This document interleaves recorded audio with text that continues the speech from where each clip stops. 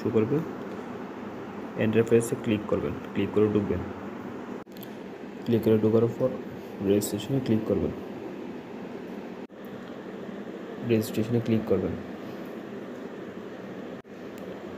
রেজিস্ট্রেশনে click করার পর আপনার একটা ইউজার নেম দেবেন, ইউজার নেমের পর একটা পাসওয়ার্ড দেবেন, নিজে থেকে সেম পাসওয়ার্ড এখানে বসাবেন। সব কিছু আমি দিলাম, এখানে সব কিছু দিয়ে দিলাম। রেজিস্ট্রেশনে ক্লিক করবেন। ক্লিক করার পর আপনার অ্যাকাউন্ট খোলা হয়ে গেছে, দেখলেন আমার অ্যাকাউন্ট খোলা হয়ে গেছে। মেম্বারসে ক্লিক করবেন, মেম্বারসে ক্লিক করবেন, নিচে মেম্বারসে ক্লিক করবেন।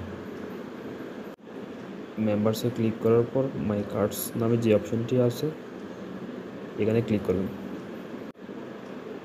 এখানে ক্লিক করার পর এটাতে ক্লিক করবেন।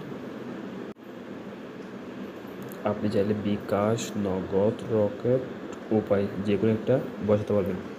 বসানোর পর আপনার এখানে আইডি কার্ডের নামটা বসাবেন, আপনার এখানে বিকাশ নাম্বার দিবেন, আপনি এখানে একটা ট্রানজ্যাকশন পাসওয়ার্ড দিবেন। এটা মনে রাখতে হবে, এটা ছাড়া টাকা তোলা যাবে না। অর্থাৎ আপনি যে পাসওয়ার্ড দিয়ে খুলছেন এখানে ওই পাসওয়ার্ডটি বসাবেন।